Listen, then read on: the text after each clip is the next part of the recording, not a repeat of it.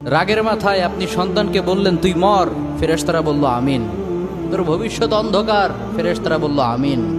রেগে মেগে আপনি আপনার মেয়েকে বললেন জীবনেও তোর কপালে স্বামীর ভাত জুটবে না, ফেরেশতারা আবারও বলল আমিন। আচ্ছা, আপনি না সেই ব্যক্তি যে তার নিজের জীবনের চাইতেও সন্তানকে বেশি ভালোবাসেন?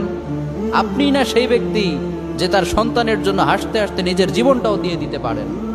আপনি না সেই ব্যক্তি যে আল্লাহর কাছে নিজের চাইতেও সন্তানের জন্য বেশি দোয়া করে? তাহলে কি করে নিজের হাতে নিজের সন্তানের এত বড় ক্ষতি করতে পারলেন?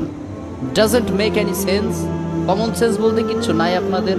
আপনারা কি জানেন না আপনাদের রাগের মাথায় বদদোয়া করাগুলো ফেরেশতারা আমিন বলে? দাওয়াতুল ওয়ালিদ আলা ওয়ালাদি, বাবা মা তার সন্তানের জন্য যেই দোয়া করে সেটা ভালো হোক কিংবা বদদোয়া হোক, আল্লাহ সেটাই কবুল করে নেয়। এজন্য খবরদার, নেভার কার্স ইউর চিলড্রেন। রাগের মাথায় কখনো সন্তানকে অভিশাপ করবেন না। খুব বেশি রাগ উঠে গেলে তার জন্য উল্টা